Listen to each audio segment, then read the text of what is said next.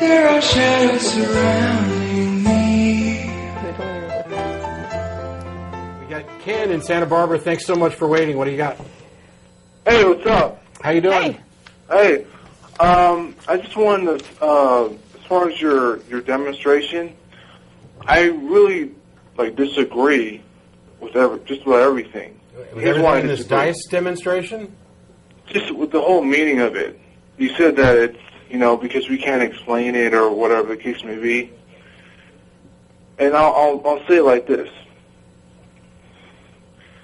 Can you explain to me why is 2 plus 2 equal 4?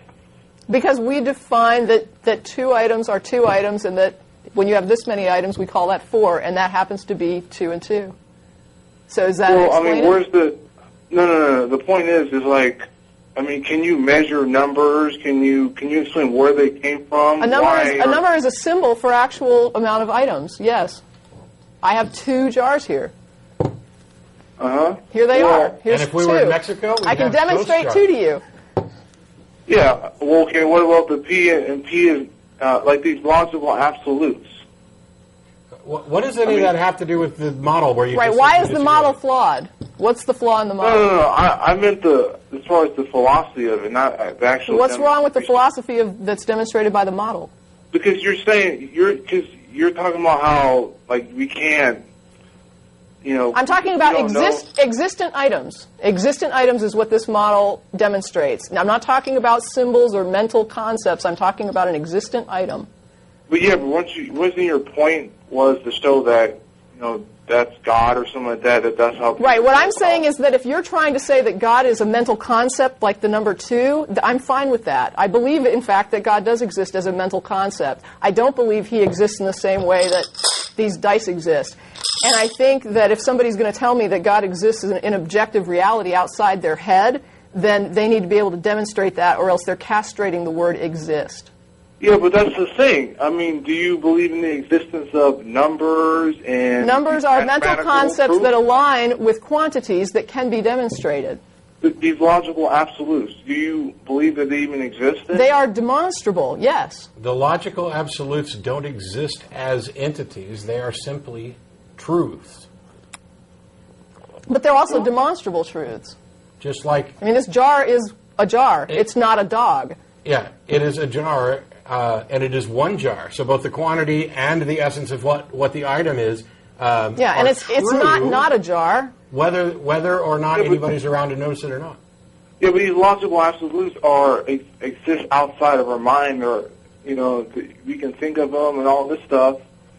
They don't exist as a thing. That's what. Yeah, they're not part. They're not part of objective reality like an existent dice. If you're saying that you have something that exists and it doesn't manifest, and you're trying to tell me that it is an item like other items exist, then I simply can't accept that. If you have nothing I can measure, I don't know what you're saying existence means. What does existence mean to you?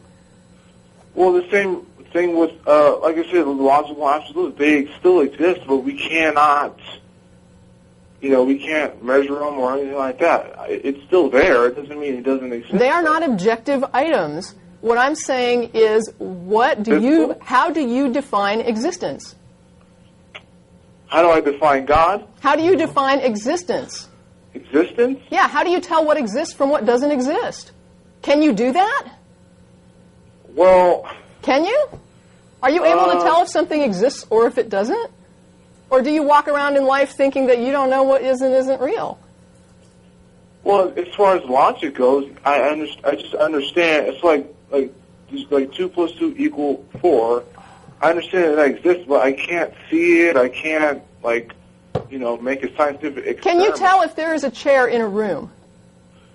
Yeah, the physical sense. We're talking about the abstract. No, I'm not. I'm talking about God. People say God exists as an objective being, a existent thing, not a mental... No, that's not true. That's not true. It is true. I've talked to people who said it. They call all the time. Yes. Okay, maybe... Okay, so what is God to you?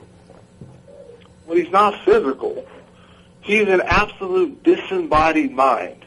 What is a disembodied mind? What is a disembodied mind? How do you measure a disembodied mind? Well, we can't measure our own mind. Yes, it happens. Your mind is a function of your brain. Exactly. So without a brain, how do you measure? Take away the brain, and that's what he is. He's the mind. Without a brain, but a mind is a product of a brain. So where is the brain that's producing this mind? It doesn't have to. It's the first cause. Have you ever seen a mind without a brain? Well, no. Okay, then why are you saying that there is such a thing? Because there has to be logically a first cause. And when you go back to the very beginning... Why does there have to be a first cause? Because the same reason why 2 plus 2 equals 4. It's just the way it is. There has to be logically a first cause. I don't understand what you're saying and why. Well, okay, you guys understand logic, right? You accept the logical absolutes. You accept that 2 plus 2 equals 4, and that's just the way it is. The difference here is that I actually know what the logical absolutes are, and 2 plus 2 equals 4 has nothing to do with it. I also happen to understand the first cause arguments and know that it's not something that is just the way it is. What do you mean? Yes. What do you mean by first cause? Well, it's very simple. He is like the logical absolutes, but he's not the same. It's used synonymously, but he's not actually the logical absolute. They're a part of his nature, and it's just in his mind. So what the hell does that have to do with first cause? Now you're talking about something different. Now you're talking about God. No, I'm describing him. I'm just describing him. You can't even measure him. How do you describe him? How do you know? How can you describe something we without talked about telling that. us how you know it's there? If it has no attributes, how do you know what it is?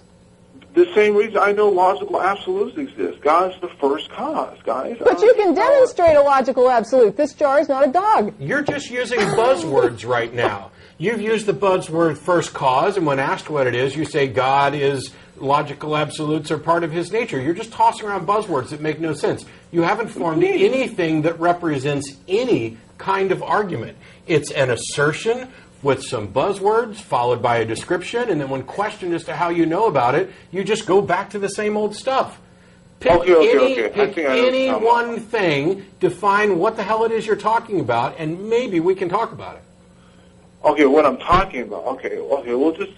Oh, great. I'll just do it real fast. You go back to the very beginning, the singularity, it presupposes a creator. And how do we know that? No, it doesn't. Yes, it does. Let me tell you why. Okay, no, it doesn't. You want to keep doing that for the next 5 minutes? You're saying that the singularity presupposes a creator. And what we're saying is we don't know enough about the singularity to make any kind of statement even remotely like that. Oh, that's not true. We do have enough information. No, it's not.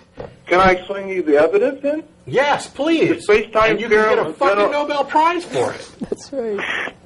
The space-time theorem, general relativity, specifically says that all time, matter, and space happened at the Big Bang, and before it was nothing. So obviously Does it say there was nothing before it? It does not say there was nothing before that. There was no time. There's no time, matter, or space. Oh, that's different than nothing. I never said absolutely nothing. There's a difference between nothing and absolutely nothing. nothing. And see, this is a jar full of nothing. This is a jar full of absolutely nothing, and you're done.